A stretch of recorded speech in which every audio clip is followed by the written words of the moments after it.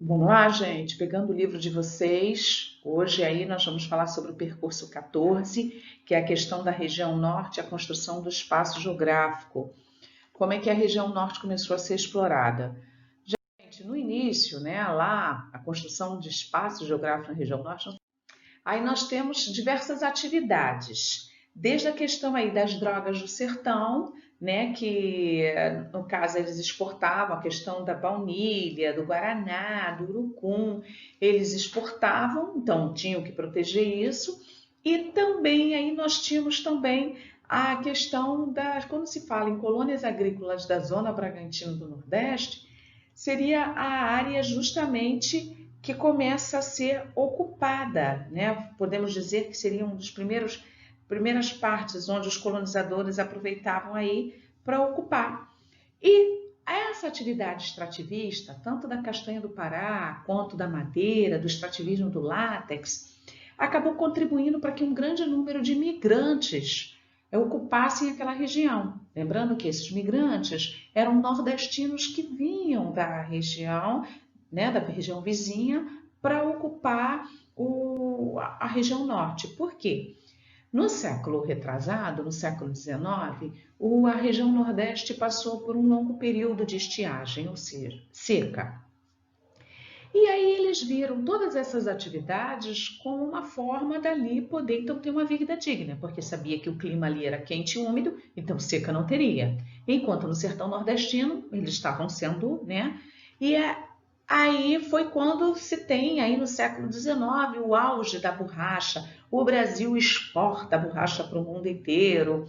Tá? Essa região ela passa então a ser atrativa para migrantes nordestinos, onde o Brasil, sabendo que aquela região hoje, onde é o Acre, tinha um maior número de látex, cara, eles começaram a ocupar aquela região, logo tiveram interesse em comprar aquela parte da Bolívia. Bem, comprando essa parte aí, né, justamente porque essa terra ela pertencia e aí almejava essa porção territorial que trazia lucro a ela, né? Essa é quando eles então nada mais nada menos atraem capitais também estrangeiros, porque tinham que levar o progresso para aquela região. Então, empresas também começaram a chegar naquela área e automaticamente aquela região foi ocupada, porque antes era da Bolívia, então aumenta-se o território, o nosso território, a Bolívia perde a porção territorial dela, que hoje é o Acre nosso, e começa todo o processo. Esses impulsos é que foram aí, surge então a colônia que eu falei para vocês, de Bragantina, aí ó, primeiro povoamento, beleza? Tá?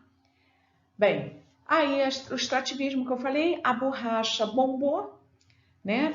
Exportamos borracha para tudo quanto é lado do mundo. Só que, presta atenção, gente, na época cometeram um erro terrível. Por quê? Explorando, só que por mais que a atividade extrativista mineral, você não desmata literalmente, mas você tem que cultivar, você tem que plantar, você tem que zelar por aquilo ali. E eles não zelaram. E aí os ingleses, percebendo que aquilo dava muito dinheiro, principalmente depois com a indústria automobilística, a questão para a produção dos pneus, os ingleses pegam mudas dessas plantas e levam para as suas colônias asiáticas, tudo que eles queriam. Pronto, pararam de comprar a nossa borracha, porque afinal de contas nas suas colônias estavam produzindo o látex também, a borracha provinda do látex. Então o que eles queriam mais, tá? Aí, já no início do século passado, já após 1930, né, com o declínio do látex, com esse negócio dos ingleses levarem, né, a muda da seringueira para as suas colônias, para a colônia asiática, e deu certo, porque o clima parecido. Então, beleza, não vou ficar precisando mais de comprar dos brasileiros a borracha. Tá.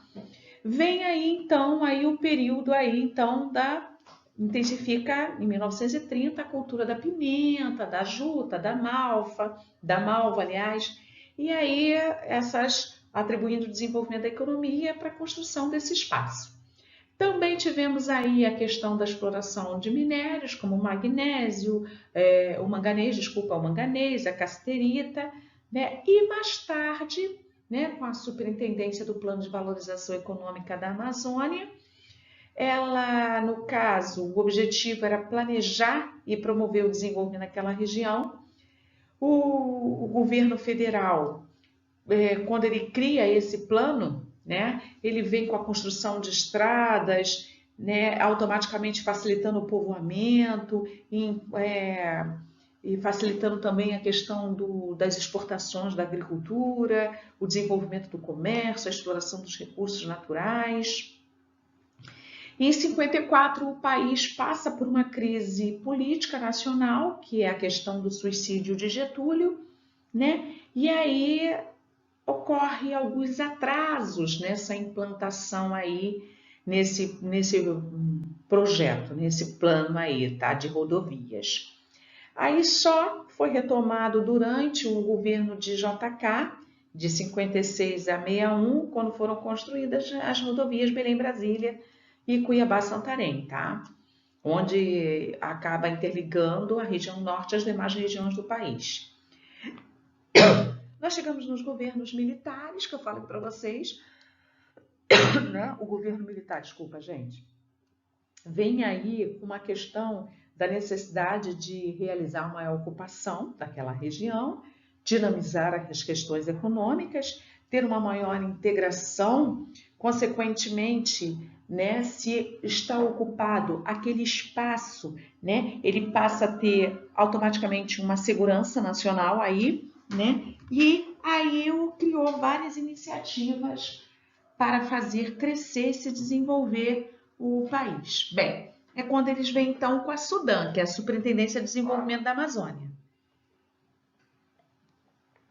Aí esse plano, né, que seria a construção de rodovias, junto a ele você tem construção de hidrelétricas, também estradas, portos e aeroportos, empresas e grupos econômicos começam a se instalar nessa região, então começa a apresentar um certo desenvolvimento econômico justamente dessa área, tá? Então, bomba direto. Bem, feito isso, né, você tem aí a questão de rodovias integrando núcleos e projetos de colonização a partir de 64, que é justamente dos governos militares, tá? E aí vem a questão do Instituto Nacional de Colonização e Reforma Agrária, que em 64 surge com o núcleo Projeto de Colonização em áreas de terra pública, que foi dividido em lotes e distribuído para famílias aí cadastradas interessadas em cultivar na área, ok? Em 70, nós temos também durante a década de 70, você tem vários núcleos que foram instalados, só que isso não prospera muito, tá, gente? Em virtude da falta de infraestrutura, como assistência médica, muito longe dos centros urbanos, acaba não prosperando. Só que em 67 vem a Superintendência da Zona Franca de Manaus, que é a famosa SUFRAMA, que aí onde tem-se uma disponibilidade de infraestrutura e vantagens financeiras que começa a atrair indústrias para aquela região, né? Onde se cria aí o Distrito Industrial de Manaus, onde se tem a isenção de impostos, vantagens fiscais, matérias-primas, mão de obra, enfim. Várias indústrias começam a se instalar e o desenvolvimento ali cresce. Já em 67, né, aí nós temos na Serra dos Carajás a maior descoberta aí de minério, tá, de ferro e de manganês, cassiterita, bauxita. Surge então o projeto Grande Carajás. Aí, né, só que aí o aproveitamento, só que aí gera um sério problema ambiental, gente, porque com a exploração desses minérios, os rios começam a ser poluídos, né? o projeto ele acaba, como é que eu vou dizer, destruindo uma parte natural, a floresta, por exemplo, né?